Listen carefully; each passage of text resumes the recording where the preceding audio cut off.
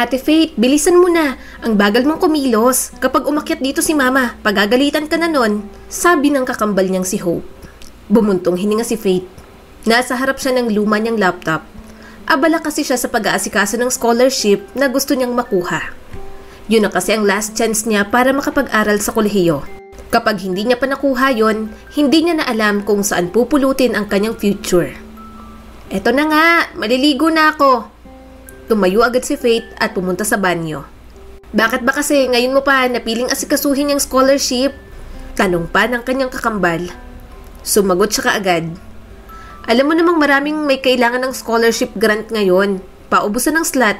Isa pa, kailangan ko rin ayusin para makapasa ako. Last chance ko na to. Pero, hindi na kaya ni na Mama at Papa, sabi pa ni Hope. Lumabas si Faith sa banyo na nakabalot sa tuwalya. Alam ko, pero umaasa ako na makakakuha ko ng scholarship. Hayaan mo na ako. Naniniwala ako sa katalinuhan ko. Makakakuha ako.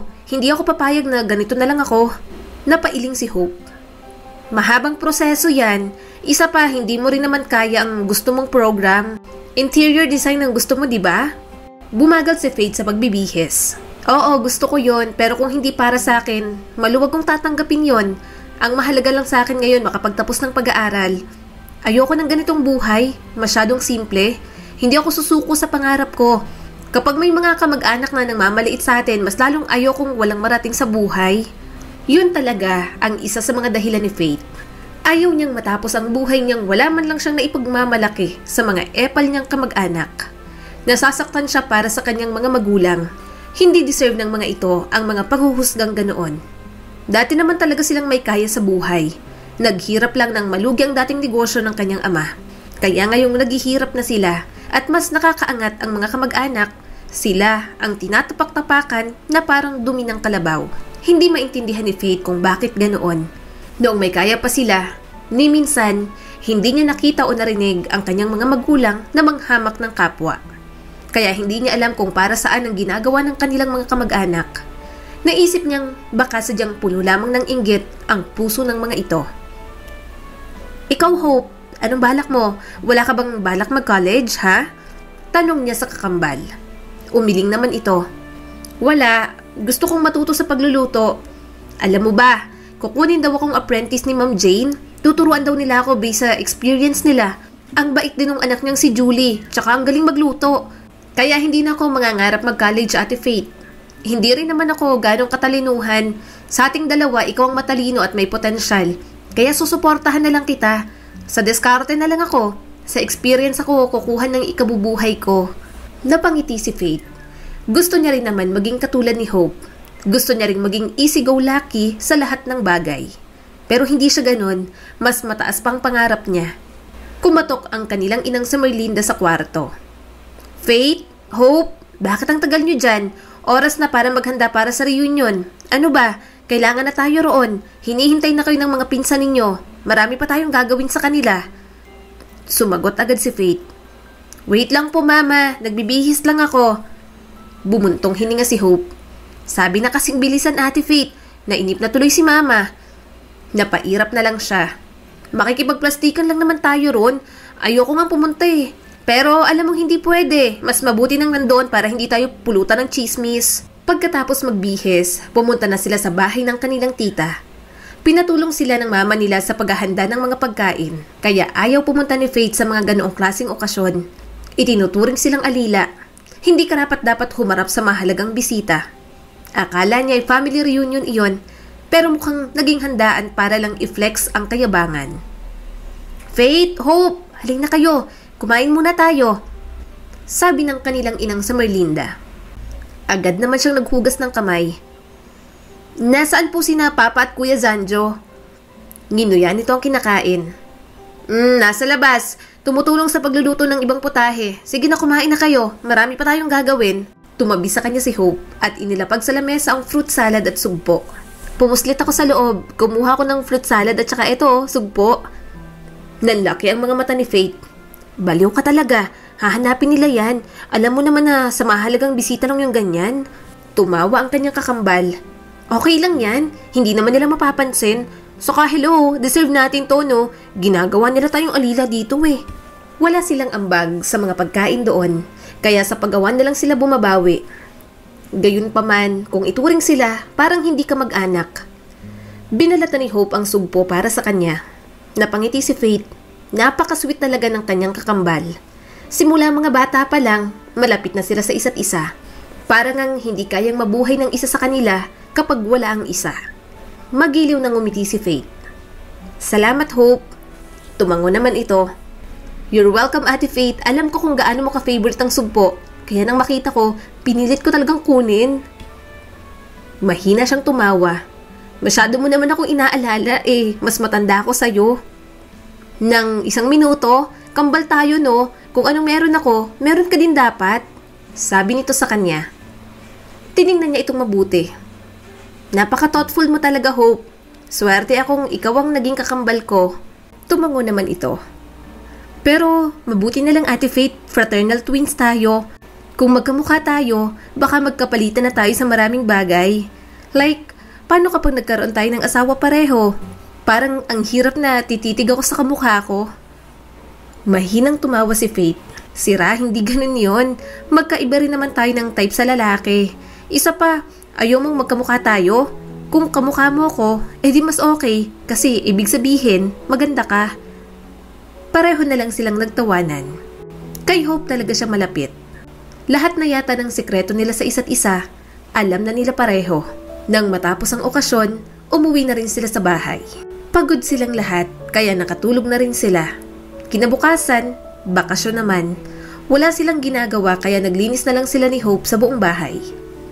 Ang sipag natin ngayon, dapat nagluluto ang pinakamaganda nating nanay ng masarap na merienda. Pagpaparinig ni Faith sa kanilang ina. Tumawa naman si Merlinda. Nagpaparinig ka pa dyan. O sige, anong gusto nyo? Bibili na lang ako.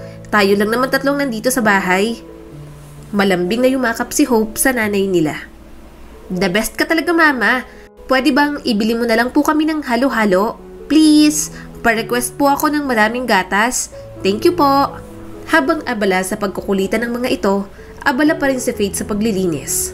Nahawakan niyang isang photo album na maraming alikabok. Nang buksan niya yon, napangiti siya. Mga larawan nila yung magkapatid noong bata pa lang. Ano yan, Ate Faith? Tanong ng kakambal niyang si Hope. Sumandal ito sa balikat niya at sinilip ang photo album. Ngumiti si Faith. Ilang mga lumang larawan lang. Tanda mo ang mga to? Binuksan niya pa ang photo album. Lumantad ang isang larawan nila bilang mga paslit. Parehong pigtails ang ipit nila ni Hope at parehong malikot ang ngiti. Suminghap si Hope. Oh my gosh, tingnan mo tayo, napakaliit natin, ang cute. Itinuro ni Faith ang kanilang kuya. Tingnan mo si Kuya Zanjo, wala pang shorts, halatang pasaway, ang dungis ng mukha, sa tanda ko, chocolate cake ang gusto niyang kainin dito tapos ayaw tayong bigyan. Kinuha agad ni Hope ang picture. Kunin ko muna, aasarin ko muna si Kuya Zanjo, ibigay natin doon sa girlfriend niya. Natawa na lang talaga si Faith. Si Hope ang pinakamakulit at pinakabuli sa kanila. Hinahayaan na lang nila dahil ito ang bunso. Humalakhak si Faith. Baliw ka talaga, maiinis na naman yun sa'yo. Lagi mo nalang inaasar. Alam mo namang kahinaan niya yung girlfriend niya. Napairap si Hope. Deserve niya yun oh.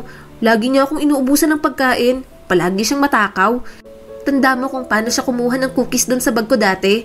Tapos patago niya pang kinain. Munti ko na nga siyang mahuli. Tinago niya agad sa cabinet. Nagkaroon tuloy ng mga langgamang mga damit natin. Ginugol nila ang mga sumunod na minuto sa paggunita. Nagbabalik tanaw sila sa mga pahina. Bawat larawan ay nagbabalik ng mga masasayang alaala. Nanlaki ang mga mata ni Hope. Hala, tanda ko pa to. Nung nagpunta tayo sa Dalampasigan, nagtayo tayo ng sandcastle. Tapos, biglang nag-high tide. Nagiba tuloy yung ginawa natin. Tinuro ni Faith ang isa nilang larawan. Ang kanilang mga mukha ay namumula sa araw. Kapag nasa beach sila noon, walang aahon hanggat hindi nangingitim ang kanilang mga balat. Tumawa si Hope. Grabe ang mga iyak ko niyan. Akala ko kasi sinipa talaga ni Kuya Zanjo. Pero diba gumawa ulit tayo ng isa?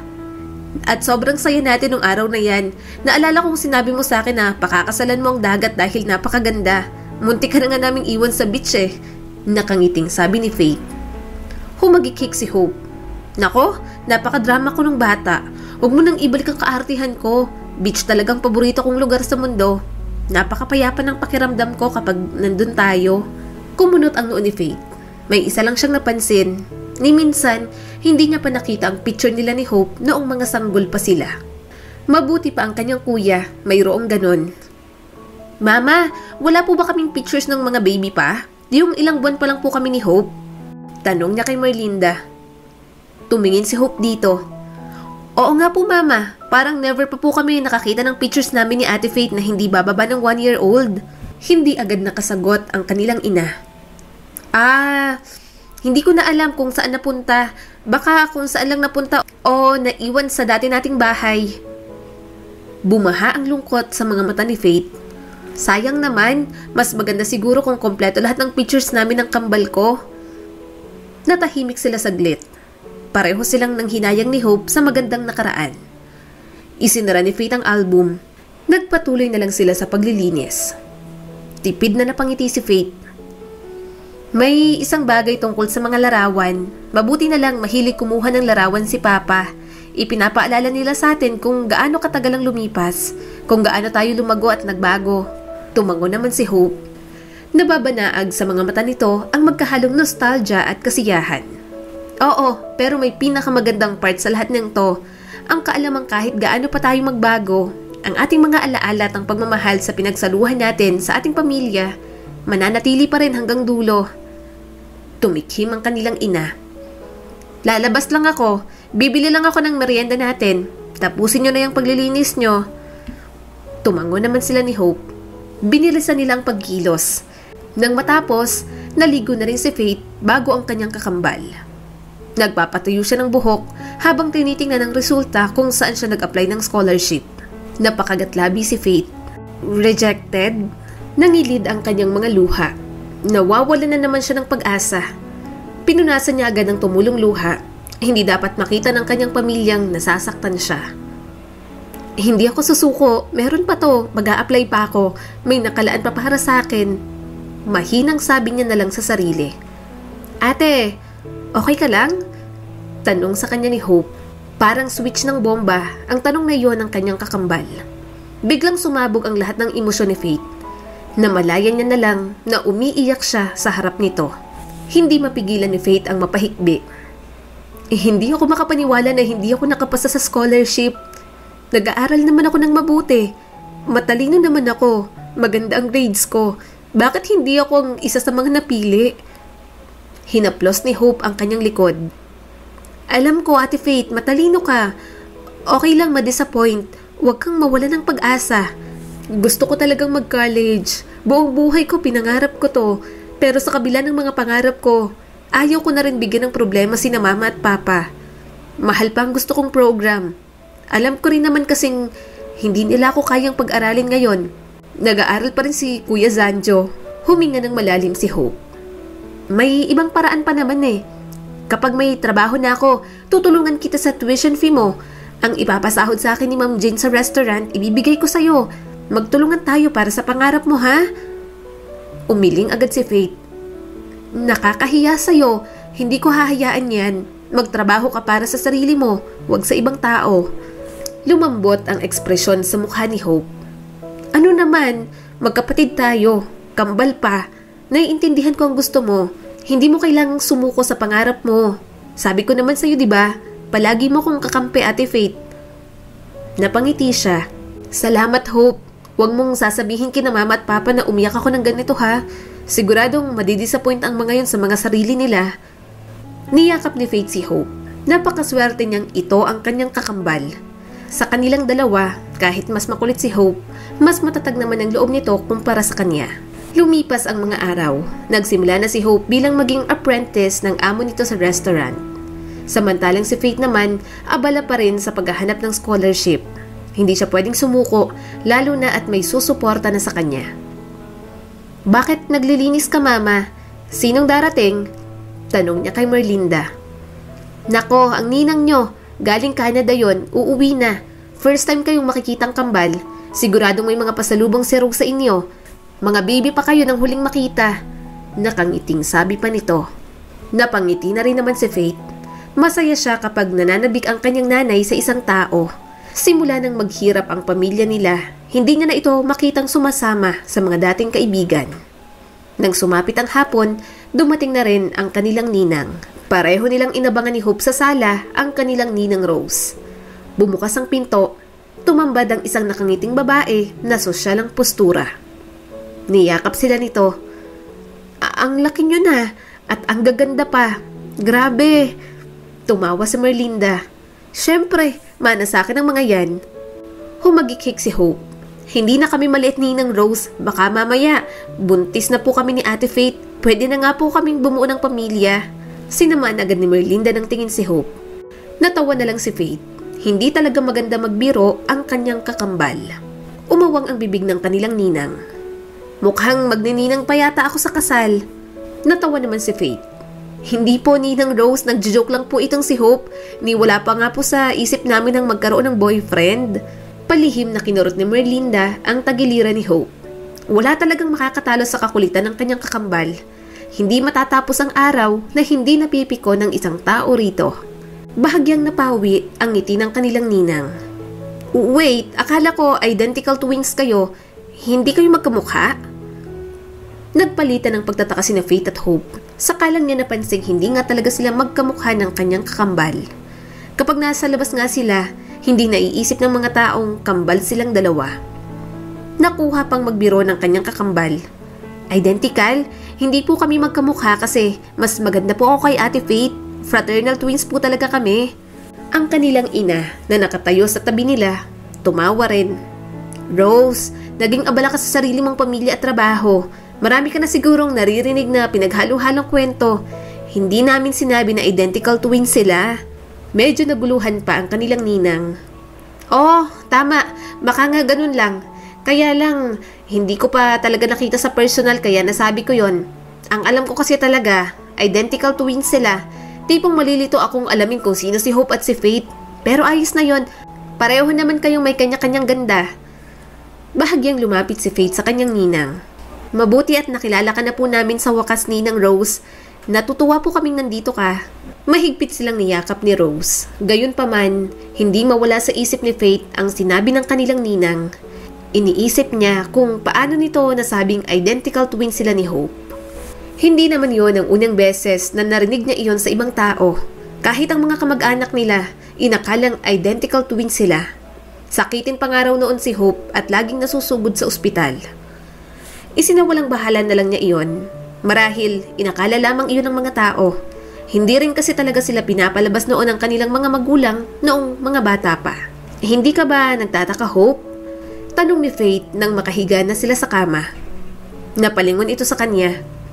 Saan naman? Palagi tayong napagkakamalan ng mga tao na identical twins. Mahinang sabi niya rito. Tumango naman si Hope. Hayaan mo na yun, ate. Siguro nag-e-expect lang talaga sila na magkamukha tayo. Kasi nga 'di ba, kapag narinig nila ang word na kambal, parang ang papasok sa utak nila, magkamukha na. Huminga na lang ng malalim si Faith. Hindi niya alam kung bakit labis na bumabagabag iyon sa kanyang isipan. Kung tutuusin, hindi naman dapat iyon maging big deal sa kanya. Sa mga sumunod na araw, naging abala na siya sa pag-aasikaso ng mga papeles sa school. Kauuwi lang ni Faith ng araw na yon. Kumunot ang kanyang noo. Nakita niyang isang sasakyan sa harap ng bahay nila. Maya-maya ay may lumabas na isang seryosong lalaki roon. Mama, sino po yon? Tanong niya sa kanyang ina. Bakas naman ang kaba sa mukha nito.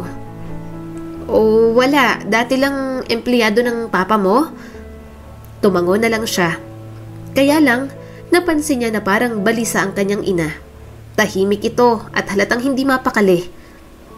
Mama, okay ka lang? May masakit ba sa'yo? Tanong ni Faith, baka sa boses ang pag-alala. Ang kanyang ina na kadalasang masigla, iba ang aura sa araw na yon. Nakaupo ito sa sofa at parang malalim ang iniisip. Mahigpit na nakahawak ang mga kamay nito sa laylayan ng palda. Bahagya itong tumingala sa kanya. Ayos lang ako, anak. Mahinang saad ni Merlinda. Kumunot ang noo ni Faith. Mukhang hindi ka po okay. Tahimik ka po at hindi mapakali. May problema po ba? Bumuntong hininga ito. Wala lang to, Faith. Medyo pagod lang talaga ako sa trabaho kanina. Hindi ka po ba nakatulog ng maayos? Masakit po bang likod ninyo? Gusto mo po bang hilutin ko kayo? Sunod-sunod na tanong ni Faith. Sinubukang humanap ni Faith ng dahilan para ipaliwanag ang kakaibang mood ng kanyang ina. Hindi naman ganun palagi si Merlinda. Ramdam niyang may kakaiba rito. Hindi ganun. Huwag ka lang magtanong, anak. Hihiga ako saglit. Iidlip lang ako. Sagot ng kanyang ina. Bago pa makapagtanong muli si Faith, nawala na ang kanyang ina sa sala. Napuno ng katahimikan ng lugar na yon. Hindi niya maintindihan kung bakit ganoon ang inasal ni Merlinda. Mukhang wala talaga sa mood ang kanyang ina, kaya si Faith na lang ang nagluto ng kanilang hapunan. Katatapos niya lang magluto nang dumating si Hope. Ate Faith, bakit ka nagluluto? Karaniwang ginagawa ito ni Mama. Nasaan siya? Bumuntong hininga si Faith. Parang hindi magandang pakiramdam ni Mama ngayon. Medyo kakaiba yung kinikilos niya. Kumunot ang noon nito. Kakaiba? Anong kakaiba? Tahimik siya kanina. Mahirap din kausapin. Parang lutang? Sabi ni Faith sa kakambal. Kumunot ang noon nito. Baka pagod lang siya. Siguro, pero hindi ako sigurado. Nag-aalala lang ako. Wait, hintayin niyo muna ako ha. Maliligo lang ako. Sabi sa kanya ni Hope at pumasok sa kwarto nila. Napaisip talaga siya sa kanyang ina. Gusto niya itong tanungin pero mukhang wala talaga itong balak na sagutin siya. Naghain na lang si Faith ng pagkain. Maya-maya ay parating na rin ang kanilang papa at kuya Zanjo. Abala siya sa paggawa ng sausawan nang lumabas mula sa banyo si Hope. Katatapos lang nitong maligo. Ate Faith, nakita mo ang toothbrush ko? Hindi ko makita. Pati yung brush ko sa buhok nawawala. Sabi sa kanya ni Hope. Umiling naman siya. Hindi ko napansin eh. Kung hindi mo makita, bumili ka na lang. Tapos ang hairbrush mo kanina, nakita ko sa kwarto ni na Mama at Papa. Kunin mo na lang. Tawagin mo na rin si Mama para makakain na tayo. Yun na nga ang ginawa ni Hope. Maya-maya kumpleto na sila sa hapagkainan. Medyo okay na ang kanyang mama, pero tahimik pa rin talaga ito. Mas maingay pa ang kanilang papa na si Rolando. Pagkatapos kumain, naghanda na rin sila sa pagtulog. Kaya lang, nagising si Faith sa kalagitnaan ng gabi. Ihing-ihi na siya, pero hindi niya na nagawang dumiretso sa banyo. Narinig niya kasing nagtatalo ang kanyang mga magulang. Bakit mo ginawa yun, Merlinda? Nag-iisip ka ba talaga? Mariing tanong ng kanyang ama. Tumulo ang mga luha nito. Rolando, desperada na ako. Gusto kong mapabuti si Faith. Intindihin mo naman ang desisyon ko. Sinuntok ni Rolando ang pader. Intindihin? Paano naman si Hope? Masasaktan siya kapag nalaman niyang totoo. Pareho mong sasaktan ng mga anak natin. Maya-maya ay lumabas na sina Hope at Sanjo. Nagising na siguro ang mga ito dahil sa pag-aaway ng kanilang mga magulang. Anong nangyayari? Inaantok pang tanong ng kanilang kuya. Nalaki ang mga mata ni Hope. Nag-aaway sina Mama at Papa? Tumigil ka sa kalokohan mo, Merlinda. Hindi ako natutuwa sa inamin mo sa akin. Sigaw ng kanyang ama. Hindi na napigilan ni Zanjo ang mangialam. Bakit ba kayo nag-aaway? Ano bang pinag-aawayan nyo? Nangilid ang mga luha ni Hope. Bakit? Kami po ni Ate Faith ang pinag-aawayan ninyo. Ano po bang problema? Lumapit agad si Rolando sa kanyang kakambal. Hope, kailangan mong malaman ng totoo. Umiiyak na pinigilan naman ito ng kanilang ina. Rolando, wag. Ako na magsasabi. Please, huwag mong sasabihin. Parang may kumurot sa puso ni Faith.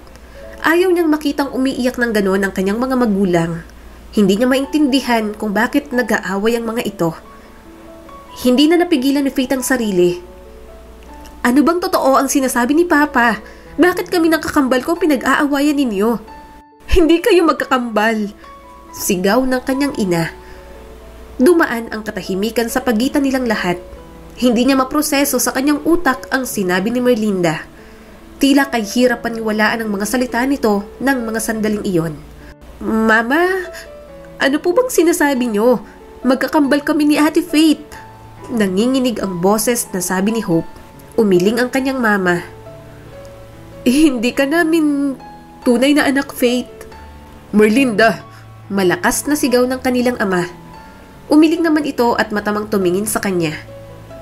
Hindi mo tunay na kakambal si Hope. Inampun ka lang namin. Namatay na talagang tunay na kakambal ni Hope na si Faith.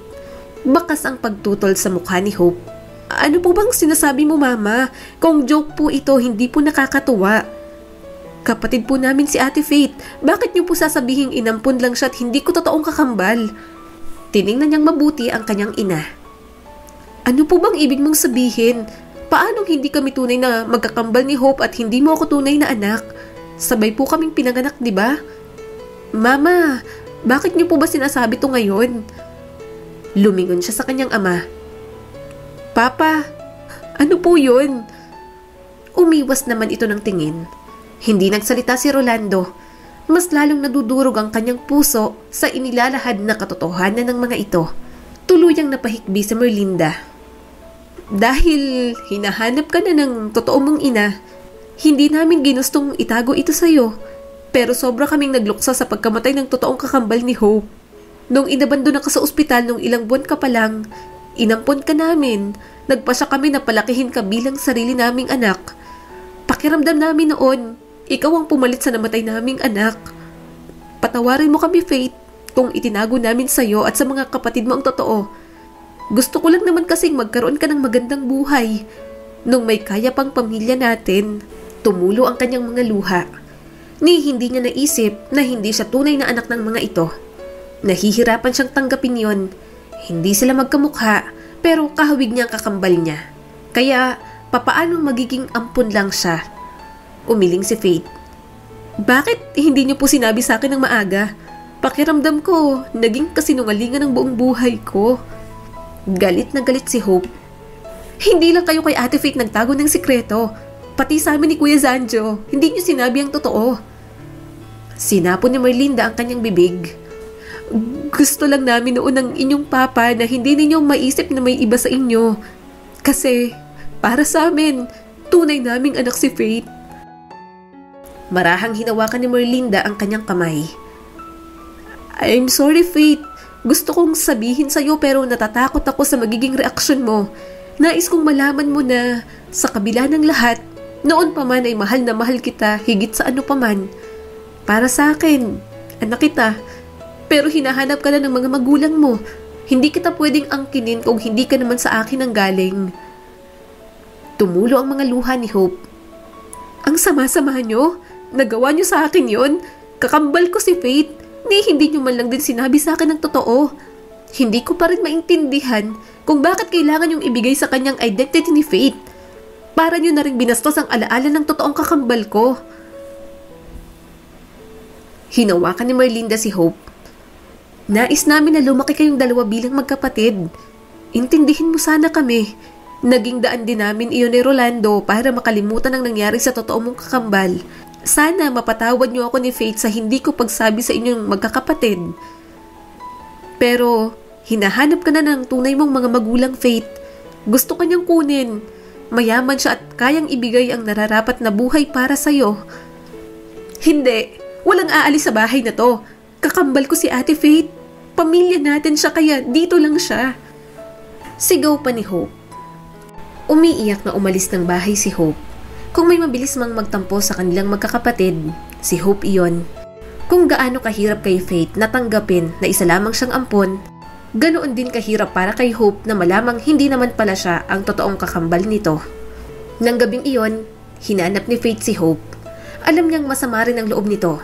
Pareho silang pinaniwala sa isang bagay na hindi naman pala totoo. Maya-maya, nakita niya ito sa playground.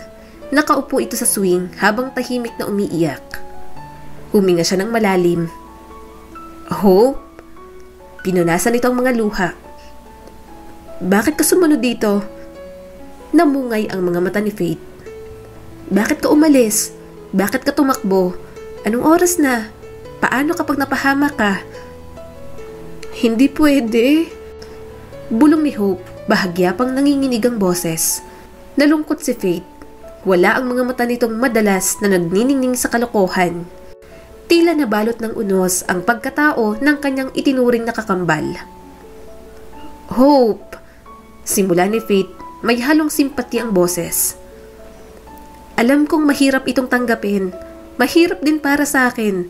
Kung nasasaktan ka, mas nasasaktan din ako. Ni minsan, hindi ko inisip na hindi ako anak ni na mama at papa.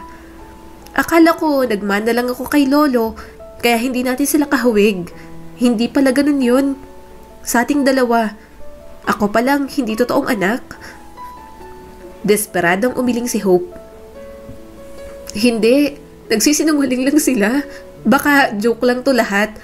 Paano ka magiging ampon kung kakambal kita? Kambal tayo, Faith. Wala ngang iwanan, di ba? Paano kung totoo nga? Paano kung magpa-test sila para malaman nila kung anak nga nila ako? Mahina niyang tanong. Maaring mali ang mga test na yon. Giit pa ni Hope. Tumaas ang boses. Dapat may mali. Hindi nga pwede kasi magkapatid nga tayo. Magka-birthday pa nga tayo, di ba? Inabot ni Faith ang kamay niya sa braso ni Hope. Hope, naiintindihan kong galit ka pero... Pero ano? Pinutol ni Hope ang gusto niyang sabihin. Naniniwala ka talaga ron? Anong balak mo? Sasama ka sa mga taong naghahanap sa'yo ngayon? Iiwan mo kami para sa kanila? Ate Faith, kami lang ang pamilya mo. Ate, pwede bang saka mo na lang isipin yan? Kasi hindi lang naman ikaw ang pinagsinungalingan ni na mama at papa. Kami rin ni Kuya Zanjo. Hope, please, maging tuwid muna yung pag-iisip mo. Masakit din naman sa mga magulang natin ang lahat ng to. May dahilan din sila kung bakit nila ginawa sa atin to. Mga dahilan? Anong uri ng mga dahilan para itago sa atin ang katotohanan? Dahil ano? Ayaw nila tayong masaktan? Sa tingin nila hindi to masakit? Akala ko kakambal kita. Akala ko tayo ang magkasama hanggang dulo. Yun naman pala, may iba ka ng pamilya, ate. Muling inabot ni Faith si Hope. May bahid ng sakit ang mukha nito. Sa pagkakataong yon, hinawakan niyang kamay ni Hope. Hope, ano bang kinakatakot mo? Pangako ko sa'yo, para sa akin, kayo ang pamilya ko. Walang makakapalit sa inyo. Matanda na rin naman ako. Hindi ako sasama sa mga taong umabando na sa akin. Marahan niyang sabi rito. Napatitig si Hope sa magkahawak nilang mga kamay. Unti-unting bumabaon sa kanila ang realidad ng sitwasyon. Ang imahe at mga alaala ng kanilang pagkabata parang isang bubog na bigla na lang nasira sa kanilang harapan ng mga oras na yon. Tumulo na naman ang mga luha ni Hope. Hindi ko matanggap na hindi kita totoong kakambal, Ate Faith. Para kasing ang hirap paniwalaan eh. Pakiramdam ko magkadugtong lang ang mga buhay natin. Tumulo na rin ang mga luha ni Faith. Ganoon din naman ang nararamdaman niyang koneksyon kay Hope. Malungkot na pinisil niya ang kamay nito. Umaasa siyang kahit sa ganoong paraan, mahanap nito ang kapanatagan sa puso. Nang bahagyang kumalma, tahimik silang umuwing pareho. Tahimik na ulit sa loob ng bahay. Pero pareho nilang ramdam ni Hope ang bigat ng katotohanan. Bukas na lang ulit nila haharapin yon. Pero hindi pa siya nakakabuelo sa lahat ng nangyari. Nagsimula na naman agad ang kanyang ina. Magbihis ka, Faith. Aalis tayo ngayon. Seryosong sabi ni Merlinda. Kumunot ang kanyang noo. Saan po tayo pupunta, Mama? Umiwas ng tingin ang kanyang ina. Basta, wag ka na maraming tanong. Kailangan ko ng kasama. Sumunod na lang si Faith. Namalayan na lamang niyang nasa isang mamahaling restaurant sila. Umupo si Faith sa tapat ng isang mesa. Nanlaki ang kanyang mga mata. Hindi niya na maalala kung kailan sila huling nakapunta sa ganon kamahal na lugar. Ma, anong nangyayari? Bakit tayo nandito? Mahinang tanong ni Faith. Bahagyang ngumiti ang kanyang ina. Pero baka sa mga mata ang kalungkutan. Faith, may kailangan akong sabihin sa'yo. Isipin mong ginagawa ko to para makapag-aral ka, para matupad mo ang mga pangarap mo. Huwag sanang sasama ang loob mo sa akin, anak. Bumaha ang kaba sa kanyang dibdib. Ano po bang ibig niyong sabihin? Nangingibabaw kay Faith ang kuryosidad. Tumatakbo sa isipan niya ang mga posibilidad. Hindi niya na nagugustuhan ang tumatakbo sa kanyang utak. Hindi na ulit nagsalita ang kanyang ina. Nag-order ito ng pagkain. Pagkatapos nun, naging tahimik na lang sila muli. Nang dumating ang pagkain, saka ulit nagsalita si Merlinda. Faith, alam kong nasaktan ka namin ng papa mo dahil matagal naming itinago sa iyo ang katotohanan. Bumilis ang tibok ng puso ni Faith. Huwag na po nating pag-usapan, Mama. Para po sa akin, kayo lang ang mga magulang at pamilya ko. Inabot ng kanyang ina ang mga kamay ni Faith. Faith, hindi mo ako tunay na ina. Mama, tama na po. Wala po akong ibang ina kundi ikaw. Puno ng determinasyon na sabi niya rito. Tumulo ang luha sa mga mata nito. Pero gusto kong makilala mo ang totoo mong ina, ang totoo mong pamilya. Nakita kita noong baby ka pa lang dahil iniwan ka. Nabuntis ang tunay mong ina noon at natatakot siyang malaman ng mga magulang niya. Kaya nakuha kanyang iwan sa ospital. Kinuha kita at pinalaki bilang sarili kong anak. Ngunit alam kong isang araw, darating ang araw na ito. Gulong-gulong isip ni Faith habang sinusubukan niyang iproseso ang mga sinabi ni Merlinda. Halo-halong emosyon ang nararamdaman niya. Pagkalito, hindi paniniwala at matinding pagkawala sa lahat ng katotohanang inilalahad sa kanya. Pero bakit ngayon mo lang sinasabi sa akin to? Bakit dito? Ano pong balak niyo, Mama? Naluluhang tanong ni Faith. Nag-alinlangan si Merlinda. Lumipad ang tingin nito sa entrance ng restaurant. Sinundan ito ni Faith ng tingin at nakita niyang isang babae na nakatayo roon. Umawang ang bibig niya nang makita ito. Si Margaret Ladisla lang naman iyon, ang babaeng iniidolo niya pagdating sa interior designing at may-ari ng isang nangungunang manufacturing company ng mga furniture sa bansa. Siya ang tunay mong ina, Faith. Mahinang sabi ni Merlinda. Matagal na akong nakikipag-ugnayan sa kanya at hinahanap kanya. Gusto kanyang bumalik. Kaya wag mo sayangin ang pagkakataong ito na makilala ang tunay mong ina. Kumakabog ang puso ni Faith habang nakatingin sa babaeng papunta sa lamesa nila. Pakiramdam niya, nahahati siya sa dalawa. Hindi sigurado kung saan siya kabilang. Mabilis siyang umiling. Mama, ayoko po. Hindi ako sasama. Kayo po ang pamilya ko. Nangako rin po ako kay Hope. Umiwas ng tingin ang naluluhang mga mata ni Merlinda. Makinig ka nga. Sumama ka na sa kanya. Mabibigyan ka ng magandang buhay ng totoo mong pamilya. Kung inaalala mo si Hope, ako nang bahala sa kanya. Mag-focus ka na lang sa sarili mo. Ibinibigay na kita sa kanila dahil gusto kong maabot mo lahat ng pangarap mo. Nagniningning sa mga luha ang mga mata ni Merlinda. Palagi kitang mamahalin bilang anak ko, Faith. Pero oras na para makasama mo ang sarili mong pamilya kung saan ka talaga nararapat. Naninikip ang dibdib ni Faith habang pilit na pinipigilan ang sariling mga luha. Niyakap niya ng mahigpit ang kanyang ina. Naramdaman niya ang bigat sa kanyang puso. Mama, please, wag naman po ganito. Wag niyo po akong ibigay sa kanila. Mahal na mahal ko po kayo. Garalgal ang boses na sabi ng dalaga. Umiling ang kanyang mama. Tumayo ito mula sa upuan. Hahawakan niya pa sana ito, pero hindi na siya hinayaan. Umalis ito roon at hindi man lang siya nilingon kahit isang beses.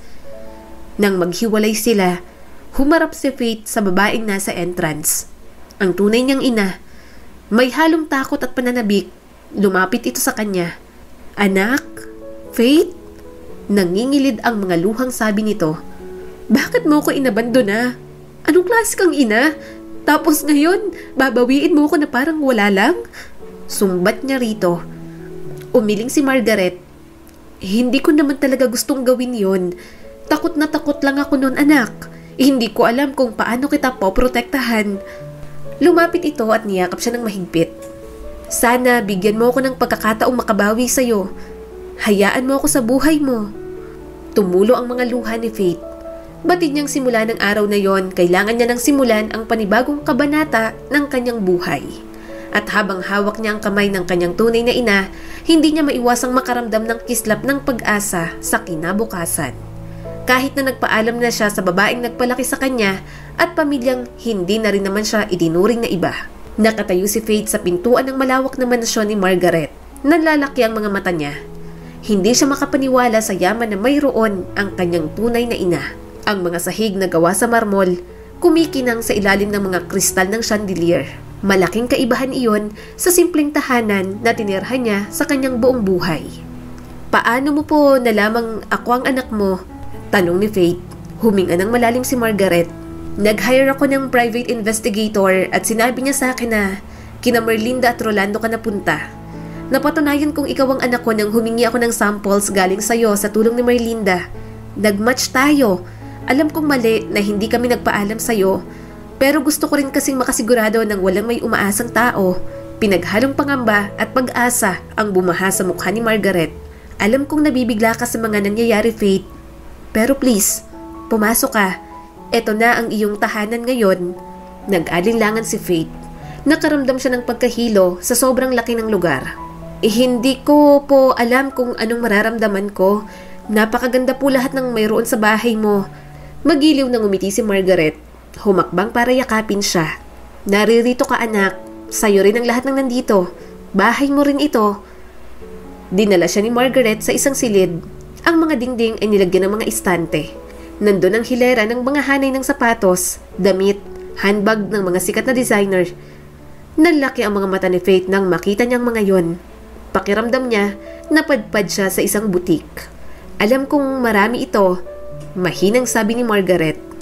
Ngunit gusto kong makuha mo ang lahat ng wala ka noong kasama mo ang adoptive family mo. Sa'yo ang lahat ng to, Faith. Nangilid ang mga luha ni Faith habang nililibot niya ang paningin sa buong silid. Ni sa panaginip, hindi niya naisip na magkakaroon siya ng ganun karaming mamahaling mga gamit. Pero bakit? Bakit mo po ginagawa ang lahat ng to para sa akin? Ang dami po nito. Mahinang sabi ni Faith. Hinawakan ni Margaret ang mga kamay nito. Puno ng pagmamahal at determinasyon ang makikita sa kanyang mga mata. Dahil anak kita, Faith, at gusto kong bumawi sa lahat ng mga nawalang oras, sa lahat ng taon na nagkahiwalay tayo, gusto kong ibigay sa iyo ang buhay na nararapat para sa nag-iisa kong anak. Nakaramdam si Faith ng saya. Nakikita niya ang sensiridad at pagmamahal sa mga mata ni Margaret. Bukod sa itinuring niyang pamilya, may magbibigay pa pala sa kanya ng ganoong pagmamahal. At habang si Margaret ay nakayakap sa kanya, pakiramdam niya'y natagpuan niya ang kanyang lugar sa mundo. Gayunpaman, kahit nasa piling na si Faith ng kanyang tunay na ina, hindi niya pa rin mapigilang isipin ang pamilyang nagpalaki sa kanya. Namimiss niya na rin si Hope. Mabuti na lang, hindi gaanang mahigpit ang kanyang inang si Margaret. Lahat ng hiniling niya rito, palagi nitong pinagbibigyan. Saan ka pupunta, anak? Tanong nito sa kanya. Pupunta lang po ako sa dating bahay namin. Gusto ko pong bisitahin ang mga kapatid ko. Huwag kang magtatagal ha. Bumalik ka kaagad. Tumango naman siya. Yes po, Mami. Inayos nito ang kanyang buhok. Gusto kong kilalanin ka at ganun din ikaw sa akin. Pero hindi ko rin naman may aalis sa'yo ang pamilyang kinalakihan mo. Basta kung anong magpapasaya sa'yo, palagi kong ibibigay, Faith. Labis ang kagalakan sa kanyang puso nang pinayagan siya ni Margaret. Bumili siya ng maraming pasalubong para sa kanyang pamilya. Marami rin siyang ibibigay kay Hope. Kailangan niya pang suyuin ang babaeng itinuring niyang kakambal. Hinawakan niyang braso ni Hope. Sige na naman oh. Sorry na. Please. Bumuntong hininga si Hope. Pwede ba? Umalis ka na rito. Iniwan mo na kami rito, di ba? Umalis ka na. Hindi ka na namin kailangan. Hope naman. Magkapatid pa rin tayo. Talaga? Pero umalis ka pa rin? Sarkastikong sabi nito. Hindi niya na alam kung paanong pagsuyo pa ang gagawin niya dito. Alam kong nasaktan ka sa ginawa ko pero ito ang kailangan kong gawin. Kailangan ako ng tunay kong ina at kailangan kong malaman kung sino talaga ako. Nangilid ang mga luha ni Hope. Pero, paano tayo? Paano kaming kasama mo simula baby ka pa lang? Ano, porke mayaman siya at kaya niyang suportahan lahat ng pangarap mo, sumama ka na agad? Puro ka na lang ambisyon, hindi mo na kami inisip. Hindi naman yung tungkol dyan. Hindi masisira ang ugnayan natin, Hope. Kahit saan man ako magpunta, kahit anong gawin ko, lagi kitang dadalhin sa puso ko at ang pamilyang kinalakihan ko. Kung gusto ko lang talaga kayong kalimutan, sana wala ako dito ngayon. Tumulo ang mga luha ni Hope. Promise? Niyakap niyang kapatid. Promise, kaya sulitin natin ang oras natin ngayon, okay? At tandaan mo, Ako pa rin ang ate Faith mo. Para sa akin, tayo pa rin ang kambal na mahirap paghiwalayin. Parang nawala ang tinik sa dibdib ni Faith. Sa wakas, okay na ulit sila ni Hope. Mas mapapanatag siya kung wala itong sama ng loob sa kanya. Lumipas ang mga araw, linggo at buwan, unti-unti nang nasasanay si Faith sa buhay na mayroon siya. Nagawa niya na rin makapag-aral sa isang prestihiyosong paaralan. Hindi niya na pinoproblema ang tuition fee o kahit anong scholarship. Sobrang saya ni Faith. Pakiramdam niya, sobrang lapit na ng kanyang pangarap para sa kanya. Tila hindi na siya gaanong mahihirapan sa pag-abot ng mga iyon. Naabutan niyang naglilinis si Merlinda sa kwarto nito. Huminga siya ng malalim. Pwede naman itong iutos na lang iyon sa iba at bayaran. Kaya laging sumasakit ang likod nito dahil sobrang sipag. Nanlaki ang mga mata nito. O anak, anong ginagawa mo rito? Bakit ka ba laging bumibisita rito? Hindi ba nagagalit si Ma'am Margaret? Lagi ka na lang nandito. Mahina siyang tumawa. Hindi naman po, mabait naman po si Mommy. Bakit po ba naglilinis kayo dyan? Nagpapakapagod po kayo. Ngumiti ang kanyang ina. Hayaan mo na, patapos na ako. Itatapon ko lang ang mga to sa labas. Tumango naman si Faith. Umupo muna siya roon. Maya-maya ay dumapo ang kanyang paningin sa sahig. Mukhang may nahulog na picture doon. Larawan iyon ng dalawang bata. Kumunot ang kanyang noo nang makita ang sarili noong bata pa siya. Pero ang mas labis na kanyang ipinagtataka, may katabi siyang isang batang babae na kamukhang kamukha niya. Bakit ganito? Nanginginig ang mga kamay ni Faith. Hindi siya makapaniwala. Unti-unting pumapasok sa kanya ang kasinungalingan ng kanyang mga magulang. Kaya pala ang daming nagsasabing identical twins sila noon. Bakit hawak mo yan? Lumapit agad ang kanyang ina sa kanya at inagawang picture. Umawang ang kanyang bibig. Anong ibig sabihin nito, Mama? Umiwas ito ng tingin. Umuwi ka na kay Ma Margaret. Umiling siya kaagad. Ako ang isang batang nasa picture. Sino yung isa? Siya ba si Hope? Magsabi kayo sa akin ng totoo. Imposibleng nalito lang kayo. Gayong kamukha ko ang batang nasa picture. Hindi ako ang tunay na anak, di ba? Si Hope. Siya ang nawawalang anak ni Ma Margaret. Tumulo ang mga luha ni Merlinda. Wala kang makukuha sa aking sagot. Umuwi ka na. Tuluyan na siyang napahikbi. Hindi. Magsabi kayo ng totoo sa akin. Bakit nagawa niyo sa amin to ni Hope? Hindi ako ang inampun ninyo kundi si Hope, di ba? Alam niyo yun sa sarili niyo pero bakit ako ang ibinibigay niyo kay Ma Margaret? Humarap sa kanya si Merlinda. Punong-puno ng luha ang mga mata nito. Oo, tama ka. Ikaw ang totoo naming anak. Si Hope ang totoong anak ni Ma Margaret. Kinuha ko ang samples mula kay Hope pero ikaw ang ibinigay ko sa kanya. Tuto lang papa mo pero wala na rin siyang magawa. Alam niya sa sarili niyang hindi kanya kayang suportahan sa mga pangarap mo. Pero si Ma Margaret, kaya niya yon. Mabibigyan kanya ng magandang buhay. Mababaliw na yata si Faith sa mga narinig sa kanyang ina. Pero hindi niyo inisip si Hope. Anong mararamdaman niya kapag nalaman niyang totoo? Pinagkaitan niyo na nga. Pinaramdam niyo pang wala siyang halaga. Naging anak ba talaga ang turing niyo sa kanya? Napahagulgol si Merlinda. Mahal ko naman ang kapatid mo. Pero mas iisipin pa rin kita kasi ikaw ang tunay kong anak. Si Hope, kaya niya na. Simple lang ang pangarap niya. Pero ikaw, mataas ang mga pangarap mo at yun ang hindi namin kaya ni Rolando. Mariin siyang umiling. Pero hindi sapat yun para ako ang ibigay niyo kay Ma Margaret. Hindi niyo sinabi kay Hope ang totoo. Siya ang tunay na anak. Siya ang hinahanap. Ang dami mong sinaktan, Mama. Ako, si Hope, at si Ma Margaret. Pinaasa mo kaming lahat. Akala ko, ampun talaga ako. Akala ko, si Hope lang ang anak mo rito. Napalapit na ako kay Ma Margaret. Paano ko sasabihin si Hope ang totoo niyang anak at hindi ako? Anong sabi mo? Parang binuhusan ng tubig na malamig si Faith nang marinig ang boses ni Hope. Lumingon siya sa dalaga. Tuloy-tuloy ang pagbagsak ng mga luha nito. Ako ang tunay na anak ni Ma Margaret? Nanginginig ang boses na tanong nito. Tinakpan ni Faith ang kanyang bibig.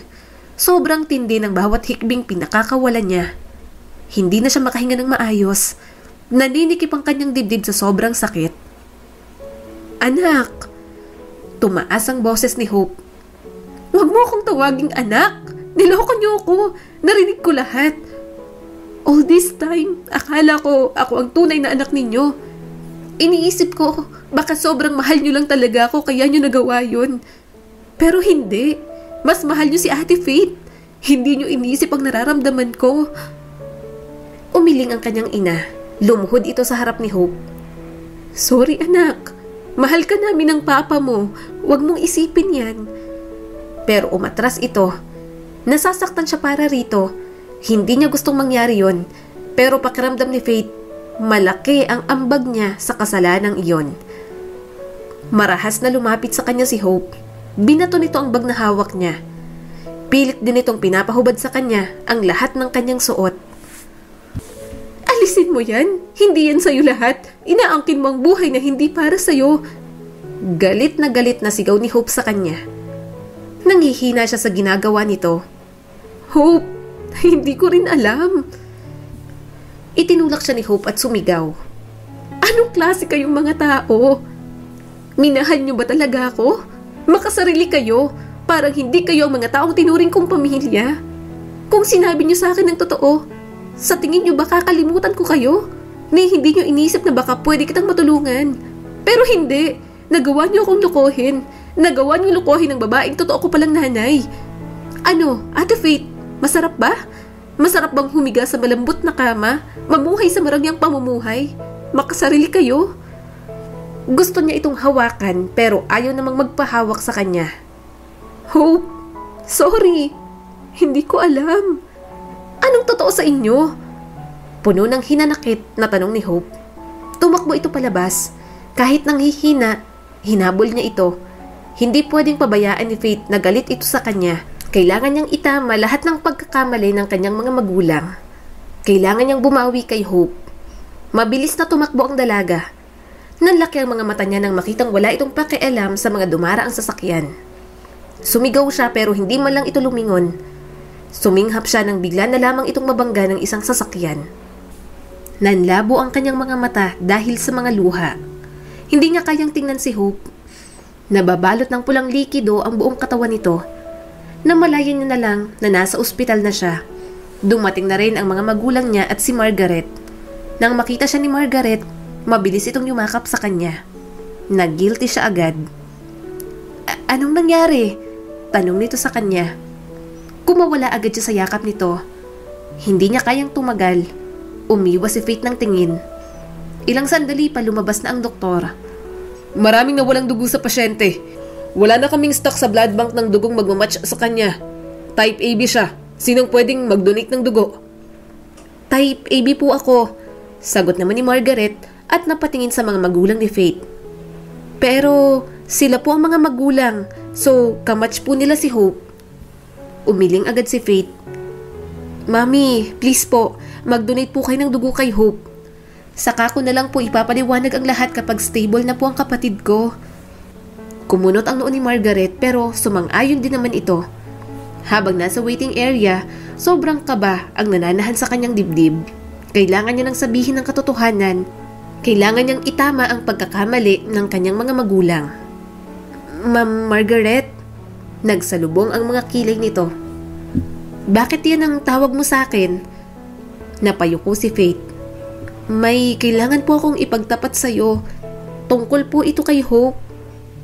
Anong tungkol sa kanya? Huwag kang mag-alala, sabi ng doktor magiging okay na siya. Umiling si Faith. Hindi po yun ang gusto kong sabihin. Si Hope, siya po ang totoo niyong anak at hindi ako. Bakas ang gulat sa mukha ni Margaret. Ano? Hindi ko maintindihan. Bakit mo sinasabi yan? Ikaw ang anak ko. May proof ako na ikaw ang batang nawala sa akin maraming taon nang nakakalipas. Tumulo na ang mga luha niya. Ang mga magulang ko po, niloko nila tayo. Gusto nila akong bigyan ng mas magandang buhay, kaya pinaniwala nila akong ampun lang nila ako. Pero hindi po. Si Hope ang inampun nila. Siya ang tunay niyong anak. Ano? Gulat na tanong nito. Hindi na siya makahinga ng maayos. I'm sorry po. Pasensya na po sa ginawa ng mga magulang ko. Wala rin po akong ideya. Ngayon ko lang din po nalaman. Pati si Hope. Nangilid ang mga luha ni Margaret. Paano niyo nagawang magsinungaling sa akin ng ganito? Sorry po. Desperado silang matiyak na magkakaroon ako ng magandang buhay. Naisip po nila na ito lang po ang paraan. Sorry po kung nasaktan namin kayo. Pati na rin po ang anak ninyong si Hope. Umiling si Margaret. Paano ko mapagkakatiwala ng sinasabi mo ngayon? Pagkatapos ng ginawa niyo sa aming mag-ina? Diyos ko, ang anak ko nasa panganib ngayon. Hindi ko man lang alam na siya palang totoo kong anak. Nanginginig ang kanyang mga labi. Sorry po. Tumulo ang mga luha ni Margaret. Hindi ko alam ang sasabihin ko, Faith. Galit na galit ako ngayon. Wala po talaga akong ideya. Hindi ko rin po alam ang ginawa ng mga magulang ko. Alam ko pong sa lahat ng ginawa nila, deserve nilang parusa. Pero pakiusap ko po, wag po kayong magsampa ng kaso laban sa kanila. Nagmamakaawa na po ako. Dahan-dahan siyang lumuhod sa harap nito. Maraming pagkakamali ang kanyang mga magulang, pero mga magulang niya pa rin ito. Hindi niya pwedeng hayaang maging ganoon ang kahihinatnan ni na Merlinda at Rolando. Nagsinungaling kayo sa akin. Niloko niyo kami ng anak ko.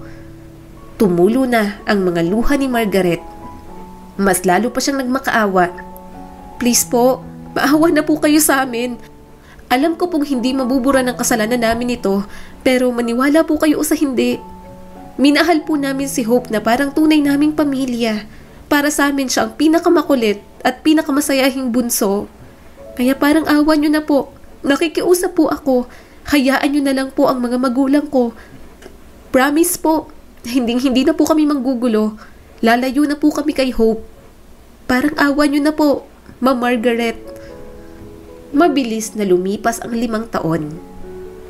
Aba, graduate na pala talaga tong mga anak mo. Magaganda ng trabaho. Napairap si Faith nang marinig iyon. Hindi niya talaga maintindihan ang kanyang mga magulang. Nakikipagplastikan na naman sa mga kamag-anak. Kung umasta, tila may ambag sa buhay nila ng kanyang kuya Zanjo kahit wala naman. May bumisita na naman sa bahay nila. Sigurado siyang uutang na naman iyon sa kanyang mga magulang. Hindi na naman yun bago sa kanya. Mama, aalis na po ako. Pupunta na po ako sa dinner namin ng mga katrabaho ko. Imporma niya rito. Tumango agad si Merlinda. Sige anak, mag-ingat ka ha. At happy birthday ulit anak. Thank you po. Tipid na lang siyang umiti. Ganun na palagi ang daloy ng kanyang buhay. Nakapagtapos siya sa kolehiyo. Business Administration ang program na kanyang tinapos. Hindi natuloy ang kanyang pangarap pero ayos lang sa kanya. Baka hindi talaga siya para sa mga bagay na minimithi niya. Successful na naman siya kaya naisip niyang baka yun naman talaga ang plano ng Diyos para sa kanya. Traffic sa EDSA. Napatingin siya sa billboard na nasa kanyang tapat. Napangiti si Faith. Sikat na celebrity chef na si Hope. 5 taon na tayong hindi nagkikita pero mas gumaganda ka na yata sa akin, kambal. 5 taon na rin ang lumipas simula nang mangyari yon. Hindi na nga tinuloy ni Margaret ang pagdemanda sa kanyang mga magulang. Tinupad din ni Faith ang kanyang pangako. Nagpakalayo-layo na sila ng kanyang pamilya. Sakalang sila bumalik sa syudad nang pareho na silang magtrabaho ni Zanjo. Alam niyang galit pa rin sa kanya si Hope. Pero walang araw na hindi niya ito inalala. Miss na niya na ito. Masaya siya sa tagumpay na naabot nito sa buhay. Sumusuporta siya ng palihim sa lahat ng ginagawa nito. Dahil sa puso ni Faith, si Hope pa rin ang nag-iisa niyang kakambal. Ilang sandali pa, nakarating na siya sa lugar kung saan sila magkikita ng mga katrabaho niya. Nag-usap pa ang mga ito kung saan magandang kumain. Nanlaki ang mga mata ni Faith nang makitang sa restaurant ni Hope sila papasok. Oh, bakit ayaw mong pumasok, girl? Tanong ng isa niyang kasama. Pwede bang wag dito? Sa iba na lang. Bakit? Nag-aalala ka bang mahal dito? Hindi yun ang iniisip ko. Afford ko naman kaso... Hay nako girl, halika na. Masarap ang mga pagkain dito. Saka kilalang chef ang may-ari nito, no? Si Chef Hope. Sabi pa nito. Mas lalo siyang kinabahan. Wala siyang nagawa kundi ang pumasok. Nag-order ang kanyang mga kasama at kumain. Inubos niya ang kanyang order pero conscious pa rin siya sa paligid. Natatakot siyang makita si Hope doon. Nang mag-bill out sila, lumapit sa kanilang isang babae. "Don't worry, bayad na po ang lahat ng kinain ninyo." Kumunot ang kanyang noo. "Sinong nagbayad?" Ngumiti ito sa kanya. "Si Chef Hope po, sabi niya pong pa-birthday niya raw po sa sarili niya at sa kakambal niya."